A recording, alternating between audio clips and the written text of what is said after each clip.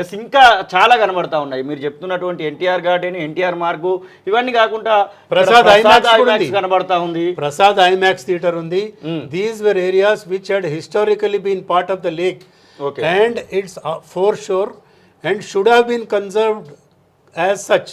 అంటే ప్రభుత్వమే అది పరిరక్షించి ఉండాల్సింది, కానీ ఐమాక్స్ కూడా ఇచ్చారు.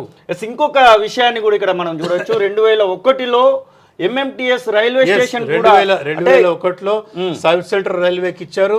అట్లే అదే విధంగా for construction of MMTS railway station on necklace road. Okay, మరి ఇప్పుడు ఓవైసీ డిమాండ్ చేస్తాడా నెక్లెస్ రోడ్లో కట్టిన ఎంఎంటీఎస్ స్కూల్లో కొట్టండి, లేదా సౌత్ సెంట్రల్ రైల్వే వాళ్ళు కట్టిన నెక్లెస్ రోడ్ రైల్వే స్టేషన్ కూలగొట్టండి? అది ప్రజలకు ఉపయోగపడటానికి ప్రభుత్వాలు తీసుకున్నటువంటి నిర్ణయాలు, వాటిని యూ కెనాట్ ఛాలెంజ్. సో ఇవన్నీ కూడా ఏంటంటే 568 ఆఫ్ మున్సిపల్ కార్పొరేషన్ యాక్ట్ ప్రకారమే అప్పుడు వాళ్ళు రైల్వే స్టేషన్కి ఎంఎంటీఎస్కి అన్ని ఇచ్చారు. ఇప్పుడు ఉన్నటువంటి పరిస్థితి ప్రకారం మనకి ఇది ప్రస్తుతం ఈరోజు ఇప్పుడు కనబడుతున్నటువంటి గూగుల్ మ్యాప్.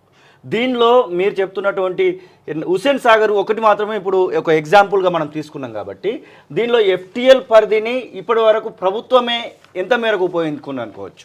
ఆల్మోస్ట్ 70% వాడేసుకున్నారు. ఓకే, అంటే ఒక 30-40% ఏమో ఈ ఎంఎంటీఎస్ రైల్వే స్టేషన్లు, ఈ రోడ్లు, నెక్లెస్ రోడ్లు, తర్వాత అటు side Secunderabad side, Raniganj side double bedroom ఇల్లు కూడా కట్టారు గత ప్రభుత్వం. అది కూడా ఎఫ్టీఎల్ లెవెల్లోనే కట్టారు వాళ్ళు.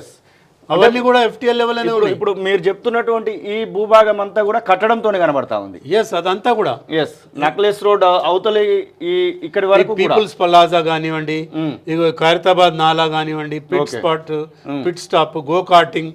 తర్వాత ఇప్పుడు గో కార్టింగ్ మొన్న పోచారం శ్రీనివాసరెడ్డి గారు కొడుకు ఇచ్చారు ఇది. ఓకే, పిట్ స్టాప్ అనేది రీసెంట్లీ ఆయన స్పీకర్ గా ఉన్నప్పుడు అది ఇల్లీగల్. అది ఓకే, ఇన్ఫాక్ట్ ఇది is illegal. You cannot claim exemption for recreation. అయితే దానికి ఒక జీవో చేసి క్యాబినెట్ డిసిషన్ చేసి ఉంటే అది ఓకే, బట్ అక్కడ ఏం చేసినట్టు కనపడలేదు. ఓకే, ఇప్పుడు తర్వాత ఈ పీపుల్స్ ప్లాజా ఉంది, వీటన్నిటి కూడా 568 చేశారు. అక్కడ పోలీస్ స్టేషన్ ఉంది.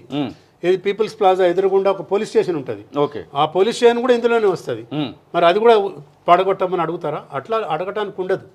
బట్ ఏదైతే ఇల్లీగల్గా కట్టారో ఆ మక్తా కానివ్వండి, డబుల్ బెడ్రూమ్ ఇల్లు కానివ్వండి, ఇప్పుడు ఇక్కడ కనపడుతుంది చూడండి బిఆర్ అంబేద్కర్ స్టాచ్యూ, ఇదంతా కూడా ఎగ్జామ్షన్ తీసుకొని ఉండాల్సింది.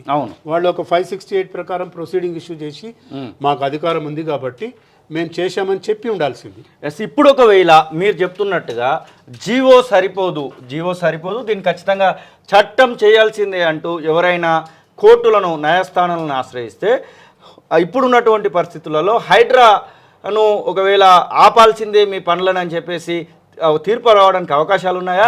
దీనికి సంబంధించినటువంటి విషయంలో ఎట్లాంటి పరిస్థితి ఉంది? ఆల్రెడీ కేటీఆర్ డచ్ విల్లా మీద ఆయన ఎవరు ప్రదీప్ రెడ్డి వేశాడు హైకోర్టులో. వాళ్ళు చెప్పింది కూడా అదే, దీనికి చట్టం చేయలేదు, ఊరికే జీవో మీదనే నడిపిస్తున్నారు హైడ్రాని, ప్రతిపక్షాల వాళ్ళని టార్గెట్ చేస్తున్నారని చెప్పారు.